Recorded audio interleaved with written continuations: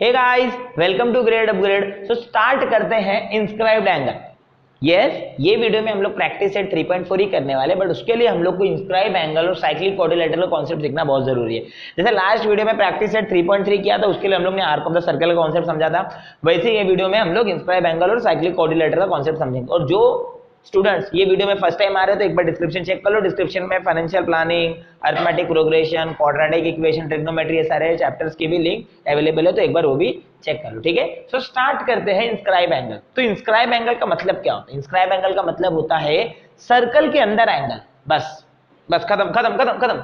Circle के अंदर angle, but circle के अंदर बहुत सारे एंगल होते हैं, तो क्या सारे एंगल इंस्क्राइब एंगल है? नहीं, इसके लिए इंस्क्राइब एंगल को प्रॉपर्ली डिफाइन करना जरूरी है। सुनो, सपोज तुम्हारा ये सर्कल है जिसका पॉइंट ओ है। अब मैंने यहाँ पे बोर्ड पे बहुत सारी चीजें लिखा हूं, हर वीडियो में लिखता हूं। अगर तुम लोग को नहीं रीड करने होता तो कोई बात नहीं है, ओके। मैं रीड कर रहा हूं ना, तो उस टाइम पे तुमको समझ जाएगा, तो इतना टेंशन नहीं लेने का, ठीक है।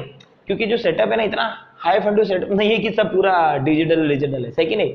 मार्कर है, बोर्ड है, कभी कभी लाइट की वजह से नहीं दिखते, ठीक है। तो थोड़ा समझ के लेने का। So O is the center of the circle. O तुम्हारा सेंटर ऑफ द सर्कल है। Point Q lies on circle. Point Q lies on the circle and arm PQ, PR, arm PQ and PR, जो P और R है ये भी circle पे लाई कर रहे हैं। समझ में आ रहा है? तो जो तुम्हारा PQR बना है उसको बोलते हैं इंस्क्राइब एंगल। सर ये रीड कर लिया, ठीक है, थोड़ा बहुत समझ गया, बट इसको और इजी लैंग्वेज में बोलो। तो इंस्क्राइब एंगल का मतलब क्या होता है? ऐसा एंगल, सर्कल के अंदर ऐसा एंगल बन रहा है जिसका वर्टेक्स सर्कल पे लाई करेगा। जिसका वर्टेक्स कहां पे लाई करेगा? सर्कल पे लाई करेगा। मतलब ये जो लाइन है सर्कमफेरेंस वाली, उस पे लाई करेगा वर्टेक्स। क्यू क्यू क्यू जो अगर तुम्हारा वर्टेक्स पे लाई करेगा तो उसको बोलेंगे इंस्क्राइब एंगल। सेंट्रल एंगल जैसा नहीं कि सेंटर पे लाई करते हैं, समझ में आ रहा है? वर्टेक्स पे लाई करेगा। समझ में आ रहा है? इंस्क्राइब एंगल का मतलब समझ गया? मतलब इंस्क्राइब एंगल मतलब ऐसा एंगल जिसका वर्टेक्स कहां पे लाई करेगा? सर्कल पे लाई करेगा, मतलब सर्कमफेरेंस पे, वो लाइन पे लाई करेगा। अभी इंस्क्राइब एंगल थ्योरम। सर आपने इंस्क्राइब एंगल का मीनिंग एक्सप्लेन कर दिया, बट इंस्क्राइब एंगल को मेजर कैसा करते हैं? तो इंस्क्राइब एंगल को मेजर करने के लिए, इंस्क्राइब एंगल को मेजर करने के लिए तो थ्योरम है। और मैंने तुमको पहले बताया कि जितने भी प्रूफ्स होंगे सब मैं लास्ट वीडियो में कवर करने वाला हूं, मतलब आफ्टर प्रैक्टिस सेट 3.5। सो क्या है inscribe angle theorem? Inscribe angle theorem क्या बोला था? Measure of an inscribe angle is half of the measure of arc intercepted by it. मतलब क्या कि तुम्हारा जो सपोज ये नया डायग्राम है, angle A B C, okay sorry, angle B A C, इसकी वैल्यू क्या रहेगी? इसकी वैल्यू क्या रहेगी? इस एंगल ने कितना आर्क को इंटरसेप्ट किया है। मतलब क्या? मतलब क्या, दोनों टर्मिनल के बीच में, दोनों ये आर्म के बीच में, दोनों आर्म के बीच में कितना एरिया, मतलब कितना सर्कल वाला आ रहा है, मतलब कितना आर्क आ रहा है। और मेजर ऑफ आर्क कैसे निकालते हैं हम लोग ने लास्ट वीडियो में देखा था। समझ में आ रहा है बच्चों? तो क्या बोला मैंने, क्या बोला? एक बार फिर से कि इंस्क्राइब एंगल को मेजर कैसे करेंगे? इंस्क्राइब एंगल को ऐसे मेजर करेंगे, उसके बीच में कितना आर्क लाई कर रहा है, उसके जो आर्म्स के बीच में कितना आर्क लाई कर रहा है, उसका हाफ। समझ में आ रहा है? जैसे यहां पे अगर मैं इसको बोल दूं E, तो angle PQR is equals to half of measure of arc PER। समझ में आ रहा है? मतलब उसके आर्क ने कितना इंटरसेप्ट किया, मतलब उसके आर्म ने कितना आर्क इंटरसेप्ट किया, उसका हाफ, उसका हाफ। तो अगर समझो ये आर्क 30 डिग्री रहेगा तो एंगल 15 डिग्री रहेगा, ये 40 डिग्री रहेगा तो ये 20 डिग्री रहेगा, क्योंकि half of measure of arc. समझ में आ रहा है बच्चों? इसके बाद कोरोलरी। कोरोलरी, थ्योरम और कोरोलरी में डिफरेंस क्या होता है? थ्योरम में रिगरस प्रूफ चाहिए रहता है, कोरोलरी में प्रूफ नहीं चाहिए रहता इतना।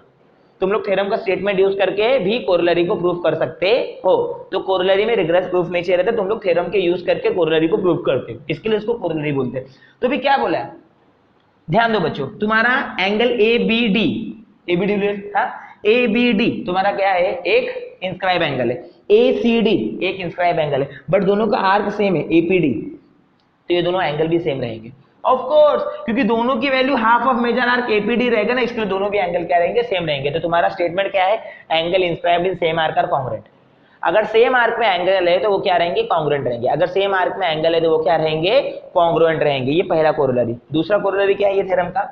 अब बच्चों मुझे बताओ, अगर मेजर ऑफ आर्क 180 डिग्री है, इंटरसेप्टेड आर्क 180 डिग्री है, तो एंगल कितना डिग्री, एंगल कितना रहेगा? 180 upon 2 which is 90, 180 upon 2 which is 90। समझ में आ रहा है? तो वही तुम्हारा कोरोलरी 2 है। क्या? Angle inscribed in semi circle is a right angle. मतलब सेमी सर्कल में जो एंगल आया है, सेमी सर्कल में जो एंगल इंस्क्राइब्ड हुआ है, वो एंगल क्या रहेगा? राइट एंगल, बिकॉज 180 का हाफ 90 डिग्री। 180 का हाफ क्या रहता है 90 डिग्री। समझ में आ रहा है बच्चों? तो अभी हमने क्या समझा, इंस्क्राइब एंगल समझा, उसको मेजर कैसे करते हैं, और उसके बाद हमने ये प्रॉपर्टी दो कोरिलेटरल समझा। ठीक है, अभी हम लोग स्टार्ट करते हैं साइक्लिक कोरिलेटरल। सो अभी समझते हैं साइक्लिक कोरिलेटरल क्या होता है। ठीक है, तो अगर एक बार साइक्लिक कोरिलेटरल समझ गए तो उसके बाद हम लोग फटाफट अपना एक्सरसाइज स्टार्ट कर सकते हैं। ठीक है, तो साइक्लिक कोरिलेटरल का डेफिनेशन क्या है? कोरिलेटरल का अपने को मालूम है, कोरिलेटर मतलब जिसके चार साइड होते हैं उसको बोलते हैं कोरिलेटर, चार साइड चार एंगल। अब कोरिलेटरल, तो साइक्लिक कोरिलेटरल क्या होगा? A quadrilateral whose all vertices lie on the same circle. एक कोरिलेटर जिसके जितने भी वर्टाइसेस, अब जितने वर्टाइसेस सर के 10 वर्टाइसेस नहीं रहेंगे, एक कोरिलेटर के 4 वर्टाइसेस, और चारों भी वर्टाइसेस अगर सर्कल पे लाई करे, सरकमफेरेंस पे लाई करे, तो उसको क्या बोलोगे तुम? Cyclic quadrilateral. तो ये तुम्हारा सर्कल है ए बी सी डी, ये क्या है? साइक्लिक कोरिलेटर। क्यों सर? वर्टाइसेस ए, वर्टाइसेस बी, वर्टाइसेस सी, वर्टाइसेस डी, कहां पे लाई करे? सर्कल पे लाई करे। अगर यही सर्कल के बजाय अंदर लाई करता तो वो साइक्लिक कोरिलेटरल नहीं होता। समझ में आ रहा है? तो point A B C D lie on the circle, that's why quadrilateral A B C D is a cyclic quadrilateral. पहला पॉइंट समझ गया साइक्लिक कोरिलेटरल के लिए, वो वर्टाइसेस, चारों वर्टाइसेस सर्कल पे, कोई कॉम्प्रोमाइज नहीं कि भाई 3 लाए हो, चौथा नहीं लाए होना चाहिए, 2 लाए होना चाहिए, तीसरा नहीं होना चाहिए, चारों की भी चारों सर्कल पे लाए होना चाहिए। सिंपल। अब कुछ प्रॉपर्टीज है बच्चों, इसका मैं प्रूफ कराऊंगा मेरे लास्ट वीडियो में। समझ में आ रहा है? तो यहाँ पे ध्यान देना, बट स्टेटमेंट समझते क्योंकि हम लोग को एक्सरसाइज में काम आएगा। तो क्या है statement? Opposite angles of cyclic quadrilateral are supplementary. तुम्हारा ये सर्कल है, सर्कल के अंदर A B C D vertices तुम्हारे सर्कल पे हैं, तो ये बन गया साइक्लिक कोरिलेटर। तो opposite angle A C opposite, B D opposite. समझ में आ रहा है? तो अगर तुम angle A plus angle C करोगे तो आंसर आएगा 180 degree, because supplementary. Angle B plus angle D करोगे तो आंसर कितना आएगा? 180 डिग्री, बिकॉज सप्लीमेंट्री। समझ में आ रहा है? तो जो ऑपोजिट एंगल्स होते हैं साइक्लिक कोरिलेटरल के, वो क्या होते हैं? सप्लीमेंट्री होते हैं। समझ में आ रहा है? ऑपोजिट एंगल साइक्लिक कोरिलेटर के क्या होते हैं? सप्लीमेंट्री होते हैं। ये तुम्हारा ये थ्योरम में हमने समझ लिया। ठीक है, इसके लिए मैंने ये किया जानबूझ के तुमको समझाने के लिए कि ऑपोजिट एंगल दोनों इक्वल नहीं है, इक्वल नहीं है, मैं बोल रहा हूं दोनों इक्वल नहीं है, दोनों को जस्ट सिर्फ ऐड करो, इसके लिए मैंने दोनों को कॉमन सिंबल दिया। जनरली कॉमन सिंबल का मतलब वो इक्वल होते हैं, बट यहाँ पे वो इक्वल नहीं है, उनको ऐड करोगे तो आंसर आएगा 180, that's why they are supplementary. समझा?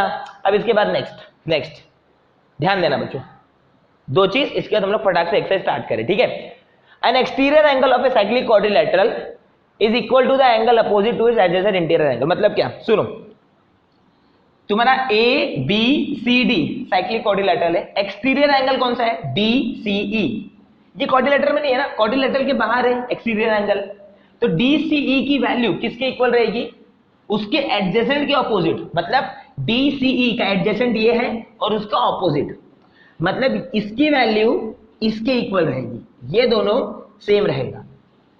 Angle DCE is equal to BAD। समझा? मतलब क्या? जो तुम्हारा एक्सटीरियर एंगल रहेगा उसका एडजेसेंट का ऑपोजिट, एक्सटीरियर एंगल का एडजेसेंट का ऑपोजिट, तो ये दोनों इक्वल रहेंगे। ये तुम्हारा ये थ्योरम बताता है। इसका प्रूफ हम लोग करने वाले हैं, टेंशन मत लो, हर एक प्रूफ तुमको मिलेगा, टेंशन मत लो, बस पहले स्टेटमेंट समझो क्योंकि एक्सरसाइज के लिए जरूरी है। ठीक है, अब इसके बाद नेक्स्ट लास्ट है ना, इसके बाद हम लोग फटाफट एक्सरसाइज स्टार्ट करेंगे। तो if 2 points on a given line subtend equal angle at 2 distinct points which lie on the same side, then the 4 points are concyclic। concyclic मतलब क्या? points lying on same circle, common circle। ठीक है, तो क्या बोला है? if 2 points on a given line, तुम्हारा एक लाइन है, ये लाइन को समझो, नाम दे दो L, ये तुम्हारा लाइन है। ठीक है, अब इसमें 2 पॉइंट ले लो, 2 पॉइंट PQ, दोनों सबटेंड कर रहे इक्वल एंगल, मतलब PRQ एंगल X, वैल्यू है इसकी x, PSQ वैल्यू है इसकी x। ठीक है, अब इसके बाद दो अलग अलग पॉइंट है, क्योंकि पॉइंट P और पॉइंट R और पॉइंट S अलग अलग है, तो ये जो PQRS ये क्या रहेगा? साइक्लिक कोरिलेटरल रहेगा अगर ज्वाइन कर दोगे, क्योंकि ये कौन साइक्लिक पॉइंट है ना, और कौन साइक्लिक पॉइंट अगर 4 रहेंगे तो उसको क्या बोलते हैं? साइक्लिक कोरिलेटर। एक बार फिर से, एक लाइन है, लाइन के ऊपर 2 पॉइंट ले लो। ठीक है, अब उनका एंगल बनाओ, ये पॉइंट से एक एंगल बनाओ और ये पॉइंट से एक एंगल बनाओ, और दोनों भी जो रहेंगे वो डिस्टिंक्ट होने चाहिए। तो 1 2 3 4, चारों भी जो पॉइंट है वो क्या रहेंगे? कॉनसाइक्लिक रहेंगे। समझ में आ रहा है बच्चों? आई होप तुम लोग को समझा रहेगा। ठीक है, सो साइक्लिक कोरिलेटर मैंने खत्म कर दी। ठीक है, अब इसके हम लोग क्या स्टार्ट करने वाले? एक्सरसाइज। सो स्टूडेंट्स जितना भी हमने पढ़ा उसके बेसिस पे भी हम लोग करने वाले प्रैक्टिस सेट 3.4। टोटल कितने क्वेश्चन है? टोटल प्रैक्टिस सेट 3.4 में 8 क्वेश्चन है। ये पहला क्वेश्चन, ऐसे 7 क्वेश्चन हो रहे, ठीक है? फटाफट मैं करवा दूंगा, टेंशन मत लेना। फर्स्ट क्वेश्चन बहुत ही सिंपल है। क्या बोला? In the figure in a circle with center O, मतलब ये सर्कल, इसका सेंटर ओ है। Length of chord A B, मतलब ये तुम्हारा कॉर्ड ए बी है, इसका length is equal to radius of circle. मतलब ध्यान से देखोगे बच्चों, अगर सेंटर ओ है और ये तुम्हारा सर्कल पे लाई कर रहा है पॉइंट, तो ओ ए तुम्हारा क्या हो जाएगा? रेडियस हो जाएगा। ओ बी तुम्हारा रेडियस हो जाएगा, और ए बी तुम्हारा क्या बोला? ए बी जो कॉर्ड है इसकी वैल्यू रेडियस के इक्वल है, ठीक है? बस अभी आगे क्या बोला है? Find measure of each of the following. Angle A O B, मतलब A O B, A O B, angle ACB, ACB, JCB नहीं, ACB, arc AB, arc ACB, ACB. सुनो बच्चों, एक एक करके करते हैं। पहला एंगल एओबी निकालना है ना। अब मैंने पहले ही बता दिया, मतलब एबी रेडियस के इक्वल है, एओ और ओबी रेडियस ही है, तो तीनों भी इक्वल रहेंगे। अगर तीनों भी इक्वल रहेंगे तो एंगल एओबी क्या है? इक्विलैटरल ट्रायंगल, और इक्विलैटरल ट्रायंगल में सारे एंगल क्या होते हैं? 60 डिग्री होते हैं। Therefore measure angle A O B is equal to 60 degree. चलो देखते हैं। Segment O A is congruent to segment O B, O A is congruent to O B, reason radii of the same circle. Chord AB is equal to radius of the circle, therefore यहां पे bracket में given लिख देने का। Segment AB is congruent to segment OB is congruent to segment OA, therefore triangle AOB is equilateral triangle, therefore angle AOB is equal to 60 degree. Bracket में क्या लिखने का? ब्रैकेट में क्या लिखने का? क्या लिखोगे? Each angle of equilateral triangle is 60 degree. खत्म, फर्स्ट वाला पार्ट हो गया। सेकंड वाला एंगल ACB, ACB बच्चों। अब एंगल ACB, ACB, अब सुनो इंपॉर्टेंट लाइन, यहां से लेकर यहां तक तुम्हें समझना है, यहां से लेकर तुम्हें यहां तक समझना है। क्या बोला है? क्या बोला है? जो इंस्क्राइब एंगल होता है, इंस्क्राइब एंगल होता है वो इसका क्या रहता है? इसका हाफ रहता है। समझ में आ रहा है? इंटरसेप्टेड आर्क का क्या रहता है? हाफ रहता है। और अब मुझे बताओ बच्चों, जो by definition of minor arc, by definition of minor arc का वैल्यू कैसे निकालते थे? जो सेंट्रल एंगल है, मतलब ये जो तुम्हारा माइनर आर्क है और ये जो सेंट्रल एंगल है, दोनों भी सेम है। माइनर आर्क और सेंट्रल एंगल दोनों भी क्या है? सेम है। माइनर आर्क और सेंट्रल एंगल दोनों भी क्या है? सेम है। सही कि नहीं? सही कि नहीं? तो तुम्हारा एओबी जो तुमने अभी कैलकुलेट किया बेसिकली सेंट्रल एंगल है, वो बेसिकली क्या है? सेंट्रल एंगल है। तो तुम्हें एसीबी निकालना है। तो ध्यान दो बच्चों, ध्यान दो। तो तुम्हें आर्क की वैल्यू नहीं पता है, तुम्हें सेंट्रल एंगल की वैल्यू पता है। तो जैसे तुम्हारा इंस्क्राइब एंगल इंटरसेप्टेड आर्क का हाफ होता है, वैसे ही सेंट्रल एंगल का हाफ होता है। क्या बोला? इंस्क्राइब एंगल जैसे इंटरसेप्टेड आर्क का हाफ होता है, वैसे ही सेंट्रल एंगल का हाफ होता है। तो वही लिखा है, the measure of an angle subtended bye an arc eight A point on circle is half of the measure of an angle subtended bye arc at centre, जिसको हम लोग बोलते थे इंस्क्राइब एंगल और सेंट्रल एंगल। तो inscribe angle central angle का half होता है। तो तुम्हें इंस्क्राइब एंगल निकालना है, angle ACB is equal to half of central angle AOB। तो half of AOB is equal to half of 60 which is 30 degree. समझ में आ रहा है? सेकंड वाला भी हो गया। थर्ड वाला आर्क AB, मैंने अभी बताया कि जो माइनर आर्क होता है और सेंट्रल एंगल होता है सेम होता है। तो measure of arc AB is equal to angle AOB, bracket में लिखने का डेफिनेशन ऑफ माइनर आर्क। समझ में आ रहा है? तो एंगल AOB हमने निकाला है 60 degree from 1, therefore measure arc AB is equal to 60 degree. अब बच्चों फोर्थ क्वेश्चन क्या बोला है? तुम्हें ACB, मुझे इतना आर्क का वैल्यू पता है 60 डिग्री, और मुझे ये पूरा आर्क निकालना। मुझे मालूम है अगर मैं ACB प्लस AB करूंगा बाय आर्क एडिशन प्रॉपर्टी, हम लोग इसको ऐड कर सकते हैं। समझ में आ रहा है? तो ACB प्लस AB करूंगा तो मुझे पूरा सर्कल मिल जाएगा, और पूरे सर्कल में टोटल कितना एंगल होता है? 360 डिग्री। तो पूरे सर्कल का मेजर कितना होता है? 360 डिग्री। तो measure arc FB plus measure arc ACB is equal to 360 degree. तो मेजर आर्क AB कितना है? 60 degree plus measure arc ACB is equal to 360 degree. तो मेजर आर्क ACB कितना रहेगा? 360 में से 60 गया विच इज 300 डिग्री।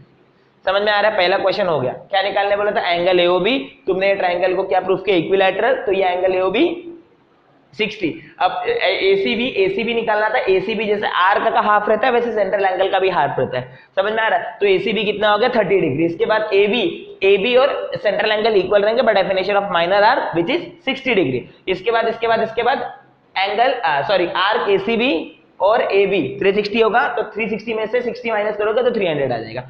पहला क्वेश्चन खत्म। अभी स्टार्ट करते हैं question number 2। So first question हो गया, स्टार्ट करते हैं क्वेश्चन नंबर 2। ये भी सिंपल है, फर्स्ट जैसा ही, ठीक है? क्या बोला in the figure quadrilateral P Q are S is a cyclic quadrilateral, मतलब तुम्हारा P Q R S cyclic है। ओके, थोड़ा डायग्राम समझ के लेना, ठीक है। मैं पहले एक्सरसाइज से ये बोले क्योंकि सर्कल वगैरह बनाना बहुत डिफिकल्ट होता है ना। साइड बिना किसी इससे प्रोटेक्टर वगैरह बड़ा, ठीक है, उतना इन्वेस्टमेंट नहीं कर पा रहे भाई, गरीब सेटअप है, ठीक है। Side P Q is congruent to side Q R, मतलब P Q is congruent to Q R. तुम्हें angle P S R 110 degree दिया है, पी एस आर कितना दिया 110 डिग्री, मतलब ये एंगल 110 डिग्री। तुम्हें चार चीज निकाले, ठीक है, एक एक करके निकालते। पहला measure angle P Q R, तुम्हें पी क्यू आर निकालना है बच्चों, और तुम्हें ये एंगल दिया है 110 डिग्री। तो मुझे मालूम है opposite angle of cyclic quadrilateral supplementary, right.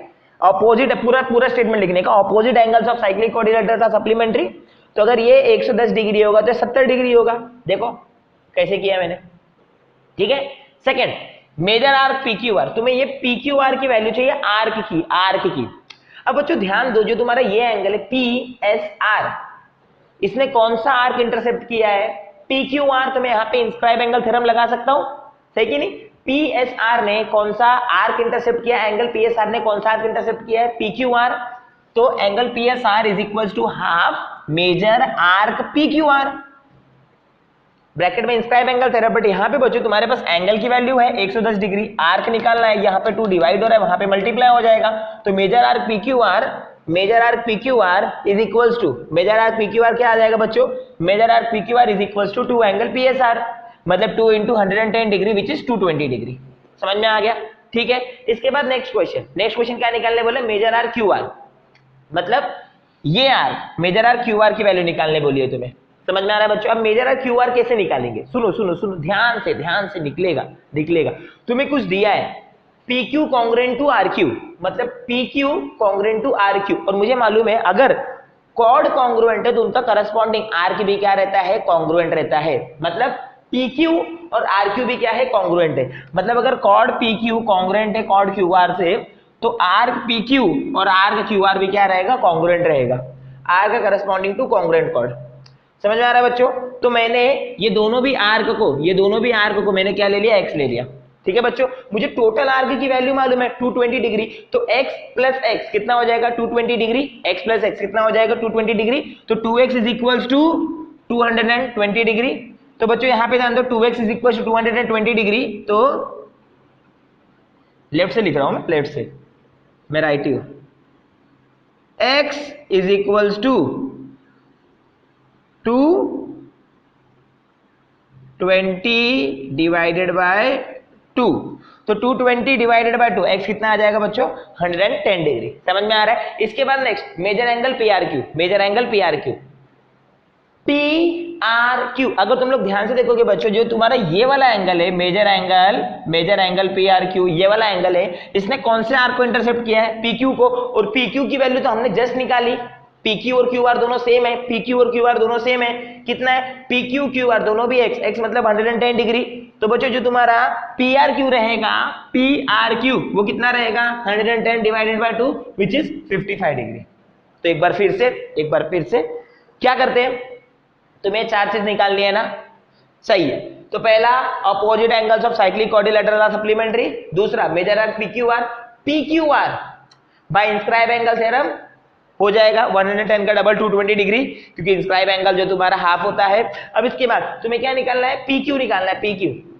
बच्चों P Q plus Q R is equal to 220, arc का addition postulate, x plus X is equal to 220, तो x कितना आ जाएगा 110। तो तुमको ये लाइन के बाद लिखना है देयरफॉर क्या पूछा है, Q R is equal to P Q is equal to 110 degree. अब इसके बाद बच्चों तुम्हें ये एंगल निकालना है पी आर क्यू, ये तुम्हारा इंस्क्राइब एंगल है, क्योंकि ये जो एंगल है ये वर्टेक्स पे लाई कर रहा है। समझ में आ रहा है, ये वर्टेक्स सर्कल पे लाई कर रहा है, एंगल वर्टेक्स पे क्या सर्कल पे लाई कर रहा है, ठीक है। तो ये जो पी क्यू है इसका हाफ रहेगा, मतलब 110 का हाफ 55 डिग्री। समझ में आ रहा है बच्चों। सेकंड सम हो गया, नहीं समझे तो एक बार फिर से देख लें, ठीक है। अभी स्टार्ट करते हैं सम नंबर 3। चलो बच्चों let start sum number 3 and 4। अगर किसी को ये वीडियो बड़ा लग रहा है कोई बात नहीं, आराम से चाय पियो, पानी पियो, वीडियो पॉज करो फिर देखो। ये समझ में आ रहा है, तुम लोग वीडियो की स्पीड भी बढ़ा सकते हो अगर तुम लोग को चीजें जल्दी जल्दी समझ रहे हो, ठीक है। बट वीडियो पूरा देख रहे हैं क्योंकि मेहनत लगता है ना, तुम्हारे लिए तुम्हें बना रहा हूँ। समझ में आ रहा है, वीडियो अच्छा लगा तो अपने फ्रेंड्स को शेयर करो, क्योंकि तुम लोग देखो बच्चों चैनल पे 250 से ज्यादा वीडियोस हो चुके हैं, बट सब्सक्राइबर देखो सिर्फ 5000। ऐसा थोड़ी का चलता है, ये कहाँ का हिसाब है। तो अपने फ्रेंड्स को वीडियो शेयर करो और बोलो कि थोड़ा सपोर्ट करें, मोटिवेशन मिलेगा तो पूरा का पूरा 10th स्टैंडर्ड डाल देंगे। वैसे भी 40-50% मैंने डाल दिया, बचा कुछ भी मैं डाल दूंगा, जल्दी से जल्दी डाल दूंगा, बस तुम लोग सब्सक्राइबर बढ़ाने का काम करो। समझ में आ रहा है बच्चों? चलो ध्यान दो। थर्ड क्वेश्चन क्या बोला है, क्वाड्रिलेटरल एमआरपीएन इज अ साइक्लिक। एक एमआरपीएन क्वाड्रिलेटरल है, तुम्हें टेक्स्ट बुक में नहीं दिया, मतलब क्वेश्चन में नहीं दिया, मैंने खुद से बनाया। एमआरपीएन इज साइक्लिक, तुम्हें एंगल आर दिया, एंगल एन दिया है, तुम्हें measure of angle R and N निकालना है। अब बच्चों अगर मैं साइक्लिक क्वाड्रिलेटरल को देखूं एमआरपीएन, तो आर और एन क्या है, ऑपोजिट है, आर और एन ऑपोजिट है, तो दोनों का total opposite angles of cyclic quadrilateral क्या होता है, सप्लीमेंट्री होता है। तुम्हें यहाँ पे लिख दे रहा है opposite angles of cyclic quadrilaterals are supplementary, तो एंगल आर और एंगल एन कितना हो जाएगा, 180 डिग्री। तो 5x minus 13 plus 4x plus 4 is equal to 180 degree. 5x plus 4x 9x minus 13 plus 4 minus 9, minus 9 वहां पे आके plus 9, 180 plus 9 189, 9x is equal to 189, 9 multiply हो रहा है यहाँ पे आके डिवाइड होगा, 189 अपॉन 9 21, तो x की वैल्यू 21 आ गई। बट तुम्हें क्वेश्चन में x निकालने नहीं बोला है, क्वेश्चन में एंगल r और एंगल n निकालने बोला है बच्चों। तो अभी यहाँ पे डाल दो, x की जगह पे क्या पुट करो 21, तो 5 इंटू 21 माइनस 13, 21 5 जा 105 माइनस 13 कितना आंसर आ जाएगा, 92। सही कि नहीं? यहाँ पे 21 पुट करो, 21 4 जा 84 प्लस 4 88 डिग्री, मिल गया आर और एन, बस खत्म। Opposite angles of cyclic quadrilaterals are supplementary. Sum number 3 हो गया। नाउ सम नंबर 4 थोड़ा अटपटा है, ध्यान देना। इन फिगर, तुम्हें फिगर क्वेश्चन में दिया है, segment R S is a diameter, R S diameter है, आर एस डायमीटर है with center O, center O है, T lies in the exterior, मतलब बच्चों ये टी एक्सटीरियर में लाई करता है, ये सब डायग्राम नहीं था, ये सब कंस्ट्रक्शन था। टी एक्सटीरियर में लाई करता है, तुम लोग टेक्स्ट बुक में फिगर देखो, तुमको फिगर समझेगा। तो अभी यहाँ पे क्या बोला, angle R T S, T lies in the exterior, तुम्हें क्या प्रूफ करना है, R T S is acute angle, मतलब R T S is an acute angle. तो बच्चों कुछ कंस्ट्रक्शन है, let segment R T intersect circle at point M, मतलब क्या, R और T अगर तुम लोग टेक्स्ट बुक में फिगर देखोगे तो ज्वाइन नहीं है, मैंने R और T को ज्वाइन किया और सर्कल पे कौन से पॉइंट पे इंटरसेक्ट करे, पॉइंट M पे। इसके बाद ड्रॉ सेगमेंट MS, M और S को भी ज्वाइन किया। अभी बच्चों अगर तुम लोग ध्यान दोगे तो जो RMS है ये इंस्क्राइब एंगल है, RMS ये क्या है, इंस्क्राइब एंगल है। क्यों इंस्क्राइब एंगल है, क्योंकि ये सेमी सर्कल को इंटरसेप्ट किया है, तो वो बाय डिफॉल्ट 90 डिग्री हो जाएगा। तो अगर बच्चों ये 90 डिग्री है, ये 90 डिग्री है, तो ये भी कितना रहेगा, 90 डिग्री एंगल से लीनियर पे। ये सब चीजें ध्यान देखना, हम लोग आगे यूज करेंगे। ओके बच्चों ध्यान देना। तो angle inscribed in a semi circle is a right angle triangle, therefore angle R M S is equal to 90 degree, जो कि मैंने तुमको बताया। आरएमएस कितना आ जाएगा, 90 डिग्री। इसके बाद बच्चों segment S M perpendicular to side R T, segment SM is perpendicular to side RT, therefore triangle TMS is a right angle triangle, TMS is a right angle triangle, क्योंकि ये एंगल भी 90 डिग्री है, TMS क्या है, right angle triangle है। तो बच्चों in right angle triangle we know that angle TMS मतलब TMS प्लस एंगल MTS, मैं अगर इसको साइड में अगर बना दूं, बड़ा बना दूं तुम्हारे अंडरस्टैंडिंग के लिए, ये M है, ये T है और ये S है, समझ में आ रहा है, ध्यान से देखना। तो angle TMS plus angle MTS plus angle TSM कितना आ जाएगा बच्चों, 180 डिग्री। तो एंगल TMS कितना आ जाएगा, 90 degree, 90 degree plus angle MTS plus TSM is equal to 180 degree. तुम्हें क्या प्रूफ करना है, तुम्हें यही प्रूफ करना है ना कि angle RTS is acute angle. तो बच्चों सुनो, ये 90 वहां पे जाके 180 माइनस 90, आंसर कितना आ जाएगा, 90। तो तुम्हें ये मिल गया, angle MTS plus angle TSM is equal to 90 degree. मतलब angle MTS plus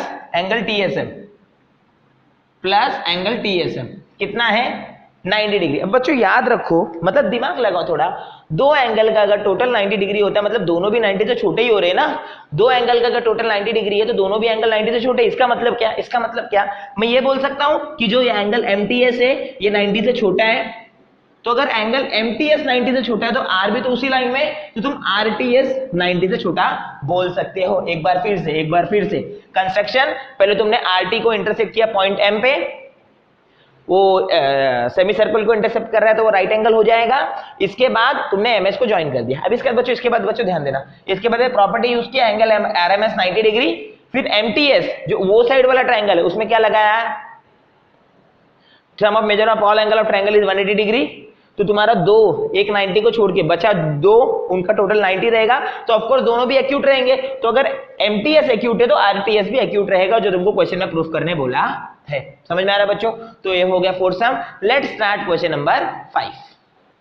so let's start question number 5, 6, इसके बाद 7, 8, फिर खत्म। समझ में आ रहा है बच्चों? फिफ्थ क्वेश्चन क्या बोला है? Prove that any rectangle is a cyclic quadrilateral. तुम्हें बस एक ही लाइन दिया तुम्हारे टेक्स्ट बुक में, तो मैंने एक रेक्टेंगल बनाया। बच्चों अपने को थ्योरम मालूम है क्या? साइक्लिक क्वाड्रिलेटरल में अपोजिट एंगल सप्लीमेंट्री रहते हैं, और अगर अपोजिट एंगल सप्लीमेंट्री है तो वो साइक्लिक क्वाड्रिलेटरल है, कॉन्वर्स। सही कि नहीं बच्चों? क्या अगर अपोजिट साइक्लिक क्वाड्रिलेटरल है तो अपोजिट एंगल सप्लीमेंट्री, और अगर अपोजिट एंगल सप्लीमेंट्री है तो साइक्लिक क्वाड्रिलेटरल है। तो वही करना है। Given quadrilateral ABCD is rectangle, पूरा लिखना है तुम लोग को। To prove quadrilateral ABCD is cyclic, तो मुझे साइक्लिक प्रूव करना है, मतलब मुझे अपोजिट को क्या प्रूव करना पड़ेगा? सप्लीमेंट्री। वही we know that quadrilateral ABCD is a rectangle, so angle A B C D all are equal to 90 degree. Opposite ले लो ना, A plus C, 90 plus 90 180।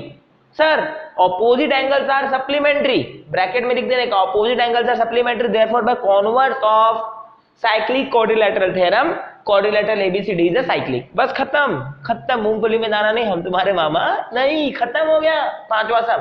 Sixth question, in figure altitude yz and xt, okay, yz and xt। बच्चों ये p है, sorry मैंने गलती से बोल दिया था, yz and xt of triangle wxy intersect each other at p। मतलब ये दोनों भी एल्टीट्यूड कहां पे इंटरसेक्ट करते हैं? p पे इंटरसेक्ट करते हैं। ठीक है बच्चों, तुम्हारा जो yz एल्टीट्यूड है wx का, और तुम्हारा जो xt एल्टीट्यूड है wy का एल्टीट्यूड है। समझ में आप बच्चों? और ये कहां पे इंटरसेक्ट कर रहे हैं? पॉइंट p पे। तुम्हें क्या प्रूफ करना है? Quadrilateral wzpt is a cyclic, wzpt is a cyclic proof करना है, तो अपोजिट एंगल सप्लीमेंट्री मार देंगे तो साइक्लिक हो जाएगा। चलो ध्यान देना बच्चों, wzp is equal to wtp। देखो बच्चों यहां पे क्या बोला है? Intersect each other in the figure, तो wzp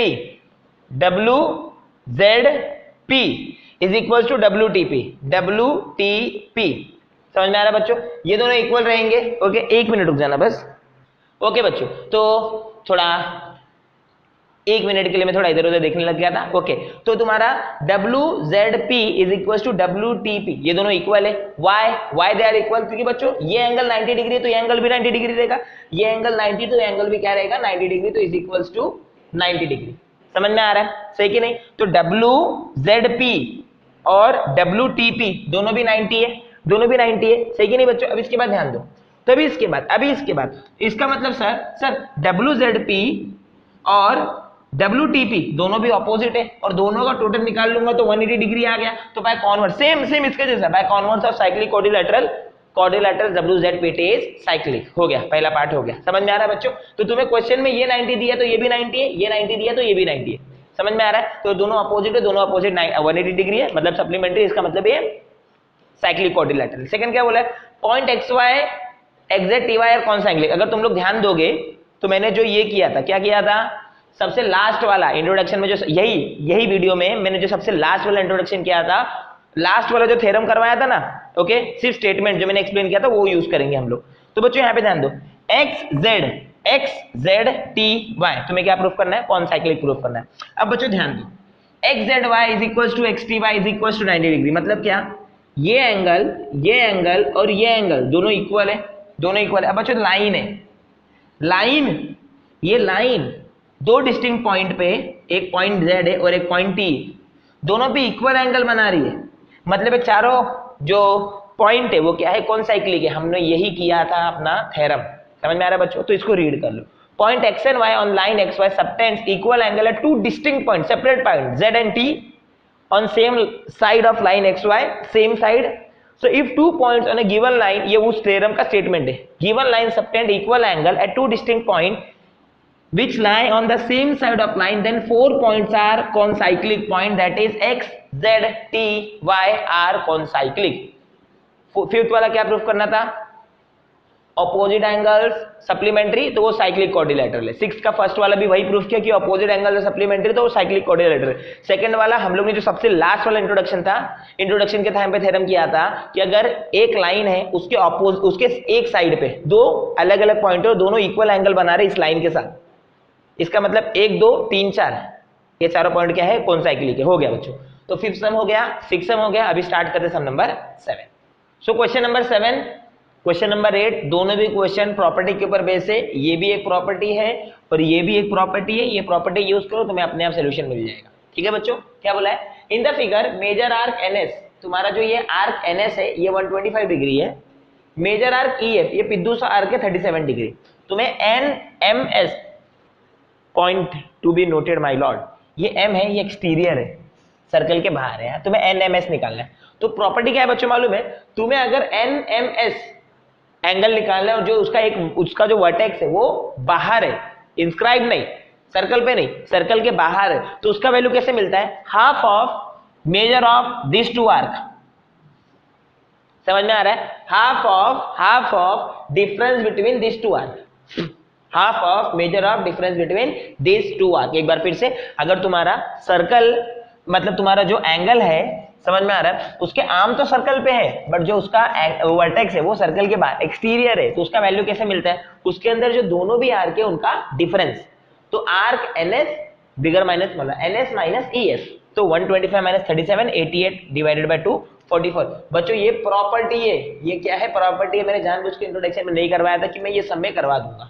ठीक है, क्वेश्चन नंबर 8 ये भी प्रॉपर्टी है, समझ में आ रहा है। So in figure chord AC and D intersect each other at B, angle ABE 108 degree, AE तुम्हारा 95 डिग्री। तुम्हें क्या निकालना है, DC, तुम्हें DC निकालना है। समझ में आ रहा है बच्चों। अब यहाँ पे ध्यान दो, ये लाइन तो समझ गया रहेगा, AE 95 डिग्री है, क्वेश्चन में दिया है, और ABE 108 डिग्री है। अब बच्चों यहाँ पे ध्यान देना, अगर ऐसा फिगर है, मतलब वर्टिकली अपोजिट एंगल है और तुम्हारा ऊपर आर्क नीचे आर्क, तो बच्चों ध्यान दो, तुम्हारा एंगल ABE या एंगल DBC, इसकी वैल्यू क्या रहेगी, हाफ ऑफ सम ऑफ ये टू आर्क। एक बार फिर से, ये प्रॉपर्टी है, ये प्रॉपर्टी, एंगल ABE मतलब ये angle is equals to half of ये दोनों एंगल का टोटल, ये दोनों आर्क का टोटल, ये प्रॉपर्टी है। सिमिलरली अगर कोई तुम्हें DBC निकालने बोलेगा तो भी सेम फॉर्मूला आएगा, because we know that vertically opposite angles are equal. तो AE तुम्हें दिया है क्वेश्चन में, कितना दिया है, 95 डिग्री। DC तुम्हें निकालना है, DC तुम्हें दिया नहीं है, तो DC को मैं ऐसे नाम दूंगा, ABE तुम्हें 108 डिग्री दिया है क्वेश्चन में, तो अभी 108 ये 2 यहाँ पे, तो 216, 95 plus measure angle DC 216 minus 95 which is 121 degree. समझ में आ रहा है बच्चों। तो मेजर आर्क DC कितना आ जाएगा, 121 डिग्री। इसी के साथ ओके, एक बार फिर से, ये तुम्हारा क्या है, प्रॉपर्टी है, ये तुम्हारा क्या है, प्रॉपर्टी के बेसिस पे। समझ में आ रहा है बच्चों, ये दोनों चीज क्या है, प्रॉपर्टी। इसी के साथ तुम्हारा 3.4 खत्म। नेक्स्ट वीडियो रहेगा 3.5 का। अगर तुम्हें कुछ भी डाउट है तो कमेंट सेक्शन में मेंशन कर सकते हो। प्लस बच्चों डिस्क्रिप्शन में इंस्टा मोजो का लिंक है, उस पर क्लिक करके तुम चैनल को कोई भी अमाउंट कॉन्ट्रीब्यूट कर सकते हो अगर तुम चाहो तो। समझ में आ रहा है। और वीडियो अच्छा लगा तो अपने फ्रेंड्स को भी शेयर करो। Thank you for watching this video.